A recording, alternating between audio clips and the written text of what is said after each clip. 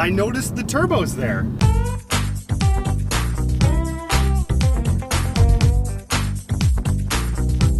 This is four guys in a car in the 2012 Mercedes-Benz E63 AMG.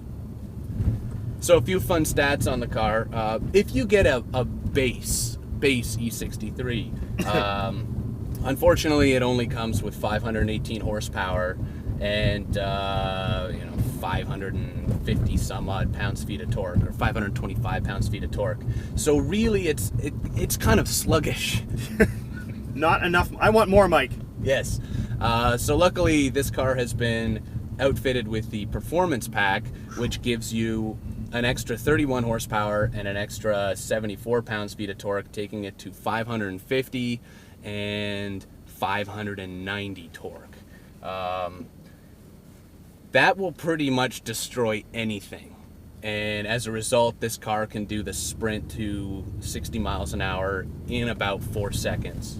This thing's just a mercenary. Oh boy, here we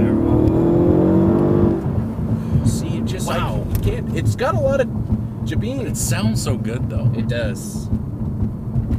It makes you want more. You want more.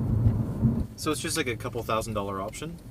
It's $10,000 for the option. However, the great thing is, if you get the performance option, if you find with the base car that the wheel is a little bit too hard on your hands, for $10,000, this option gives you soft Alcantara inserts here, and it's a little bit nicer. So, if your wife is complaining about blisters or anything like that, drop the 10 grand and she'll be just in good shape. So this traction control system is actually really intrusive. We tested this along with BMW M5 at a very big racetrack called Mosport, and all the way up the back straight, the traction control light on this car was blinking. Yeah. But you didn't stuff it into the barrier, so it was doing what it was supposed to do. I really like the idea of the AMG Mercedes, because you start with this beautiful, well-built, very subtle luxury car, and then they sent it off to the German countryside and stuffed this giant engine in. That sounds like a Can-Am car. It's just kind of silly and awesome. Now, a car like this is also made for the land of the Autobahn. Unfortunately, in Canada, well, especially here in Ontario, if you do 50 over and the 5.0 is watching, your pretty little AMG Mercedes is sitting in an impound for a little while. Okay, so this car has a few competitors. The main one, obviously, is the BMW M5, and in sort of top trim with this car and the M5, they're around the same money, $115,000, $120,000. Performance cred. Now, you guys took them around the track. How would you rate this car against the M5? The M5 is easier for novices to drive faster around the track, and it's also easier for me to get speed out of the car.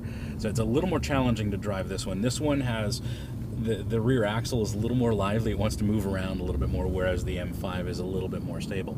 And most people aren't going to notice that. I'm willing to, drive these cars to their limits, but most people aren't going to notice that. And as a road car, this is, just as fine, but with a much better sounding exhaust than the M5.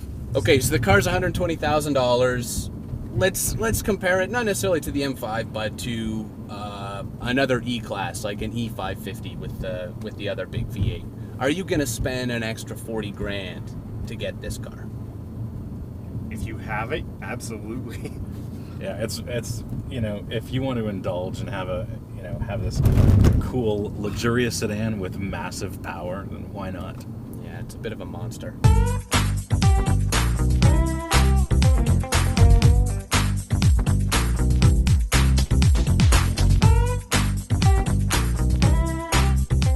Does this car have map pockets? Yes. Map pockets. Thank God. Excellent. Ooh, look, they're elasticized.